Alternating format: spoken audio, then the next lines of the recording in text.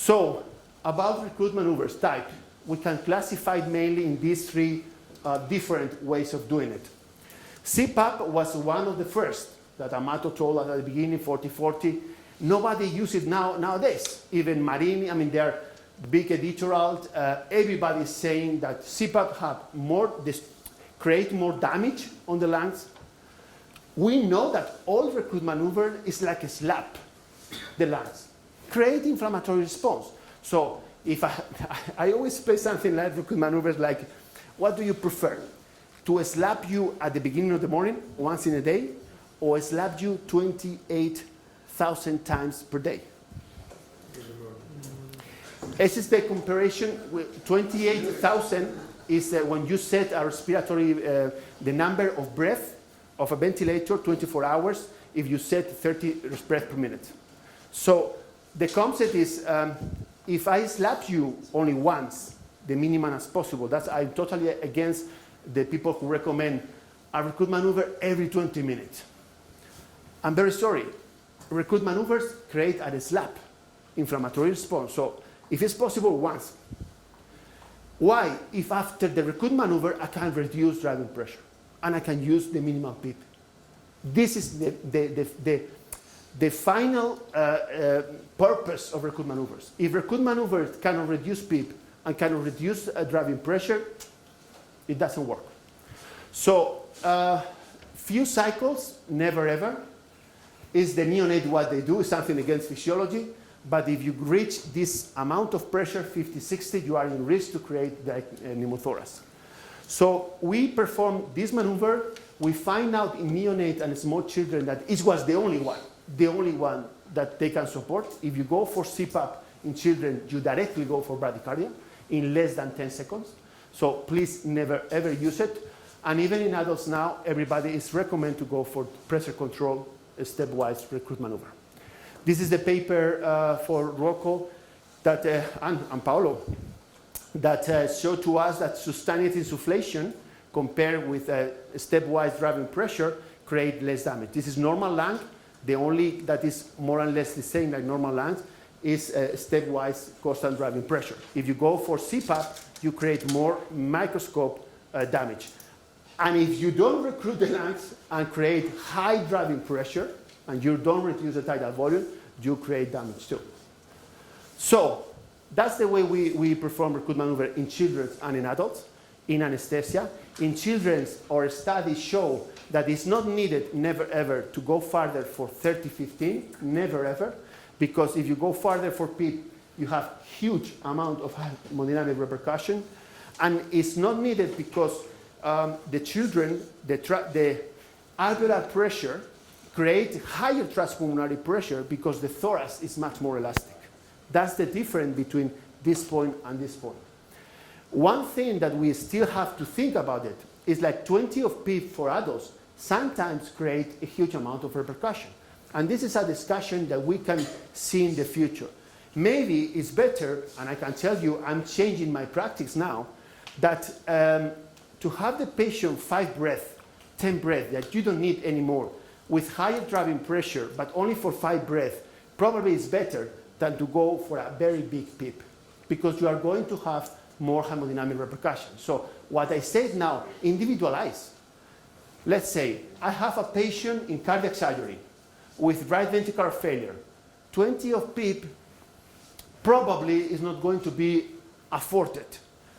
What is the PEEP that after the cardiovascular surgery do you usually need? Around what? 5.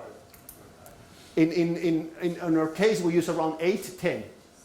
Just in case, the maneuver always, and this is very important, this is very important because there are some papers that is one of the failures of these papers. Imagine for a case that my ideal PEEP is 6. If the PEEP that I perform is lower than the one, let's go for 10. Imagine that I do this open, close, open, close. If the minimum PEEP is under the PEEP that this patient needs, you'll never ever see any benefit for any recruit maneuver. Because what you are doing is open, close, open, close, open, close. So the minimum PEEP is something between hemodynamic repercussion, the less the better, and the PEEP have to be above 5 points above the minimum that this patient needs. So if you go for 6, you cannot go less than 10, 12. Okay? And this is very important because otherwise, the good thing of this maneuver is the only one who can guide you in some way, not in a perfect way, not for all the patient, not for distress syndrome, but in anesthesia, it helps a lot. They can give you a guide about the PEEP that this patient needs, and you will see how. Whenever the patient is totally fully opened, then you reduce the pressure. Now I changed totally. I remember for the side, and this I told you is very dangerous what is happening now in recruit maneuvers. Because we try to do something exactly the same timing and the same way like intensive care. And it's no way. It's no way. You know what I do now? I learned through the new software. I try to do only one cycle. I changed totally the way I'm doing. For example, let's go for pediatrics. Very simple. Neonates. I know all my life is 3. 2, 3, 2, 3, 2, 3, 2, 3. It's constant that.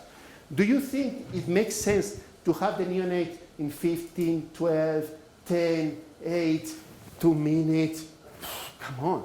A huge amount of repercussion, a huge amount of stress with no sense. So I go directly for 6. And then in 2 steps, I find the maximum dynamic compliance. Even I can tell you, if I go for 3 and it's the maximum compliance, I don't collapse the children. Why? Why I have to go for 0 and then restart again?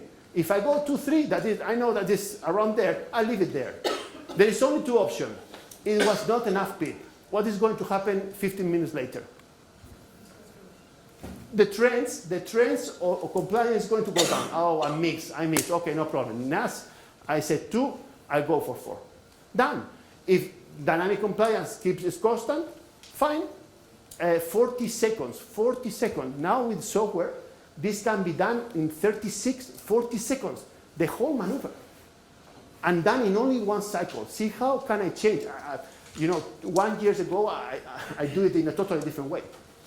So now the recruit maneuver in anesthesia can be much shorter, faster, and easier to set than the way that from the intensive care try to do it. If you try to perform a recruit maneuver in like intensive care style for anesthesia, you are going to find a lot of hemodynamic repercussion, and it's not needed. The important thing, this is dynamic compliance. During the upper part is try to see a reduction in dynamic compliance in the upper part, because this really means overdistension. You have created an overdistension. It's a way to know that it's fully opened. When you release the pressure, dynamic compliance is going to go up. Obviously, the best point is when the next one is collapsed. So this is probably important for obese patient, laparoscopic surgery. Then you find someone with 8, other with 12, and sometimes I can tell you, I find people that stabilize with 16, because it's a huge difference depending on the compliance, abdominal compliance of the patient. So in anesthesia, talking about anesthesia, really individualize, go for a very specific individual setting. It requires for obese patient, laparoscopic surgery. Both of them are very complicated to do that. The rest of the patient is quite easy, and the figures is always very fixed all the time. So this is the traditional way to do that. If you have collapsed the patient, and maybe in the future, this is one thing that is going to change. In the old days, they recommend you to put 2 points more of PEEP. Even I heard 4 points more of PEEP than the collapse point. In anesthesia, is no way. Put in the best play. And what is the best play? The highest dynamic compliance. Why? Because you are going to have less plateau pressure and less driving pressure. And this is an important message. And continues what Paulo have told us. I'm totally agree about, but I say in a different way. High PEEP is very bad, but I don't talk about high PEEP. I say more PEEP that you need. Every time you use more PEEP that you need, you create overdistension. And overdistension you create damage. So this is the tricky point. You have to go for the minimum PEEP that create, and how do you know that? Driving pressure can give you the answer. Whenever you increase PEEP, then you increase plateau pressure and you increase the driving pressure, this is not good. Whenever you have a higher PEEP, but increase dynamic compliance, then you have lower plateau pressure, and then you have lower driving pressure. This is the point. So let's go, for example, and in the rats that Paolo presented, if you remember, and maybe he can show to us again, with 3 the PEEP, and they go for 9, there was an increase in driving pressure to 12, and increase in plateau pressure. So this can be the message. Whenever you are doing the setting, that is 2 more, 4 more, 5 less, find out what's happened with plateau pressure and what's happened with driving pressure. And if the dynamic compliance go up, driving pressure and plateau pressure for the same type of volume go down.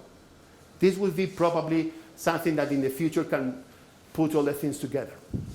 Okay, so theoretically speaking, if we can someday have the perfect way to find out this PEEP, this magic peak, it will be the one who creates the less driving pressure, the higher dynamic compliance, even the less work of breathing in spontaneous breathing. Probably now with new machines that can measure work of breathing, why not to find out the PEEP who create less work of breathing? It will be something very nice to investigate for the future. Okay, so let's continue. So please, this concept is really important. And this is what, Paolo have told, and I totally agree with them. Really, this is the stress. Maybe to keep the whole lungs open you have to pay a lot of stretch and damage. So let's see. Let's see how here in Spain there's a very famous game. It's called 7.5. I don't know if your countries. You have to reach closer as possible. But if you pass, you fail. So probably in PEEP something like that. You have to go the minimum as possible, but not too high, not too low.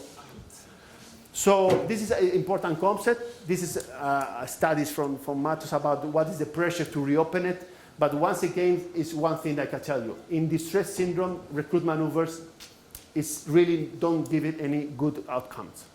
So we're going to present very fast or research line in this in recruit maneuvers only for anesthesia.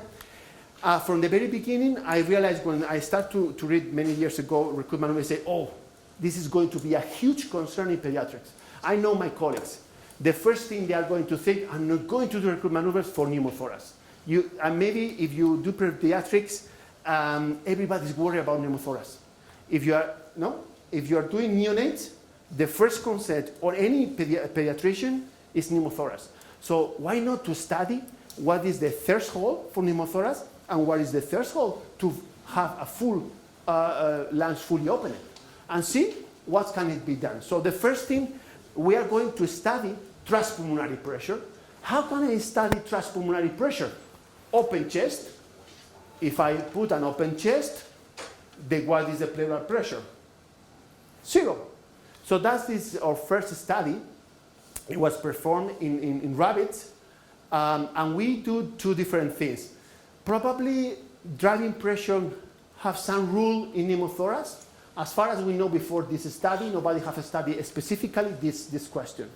So we have 2 types we did 2 studies. One of them, we keep the driving pressure not constant. We increase driving pressure. We put a maximum PEEP of 20 and increase maximum pressure, increase until you reach pneumothorax. So we study when was the point for pneumothorax. And the second arm is trying to keep the driving pressure all the time until the end. So this was to study mainly what is the transpulmonary pressure to create pneumothorax, what is the critical transpulmonary pressure to start to open the lungs, and what is the rule of driving pressure in create pneumothorax. So I hope the video works. So the limitation of this study is rabbit is not a neonate. Have a big difference. And the weight is almost the same, but this is a mature lung. This is not a pure neonate. I want you to fix how the lungs works during the expiration. This is the tidal recruitment. You can see here, maybe we can close this to turn off these lights. This is the typical effect of open, close, open, close, open, close. If you see the saturation of the rabbit, it was 100. No, sorry, maybe the other one. Sorry. no problem. Okay, now. So, and then this is the moment that we create pneumothorax. That's what is transpulmonary pressure because it was open, and this is the moment of pneumothorax. The first result for us, what do you think is the maximum transpulmonary pressure to create pneumothorax? The first time I saw that, I couldn't believe it.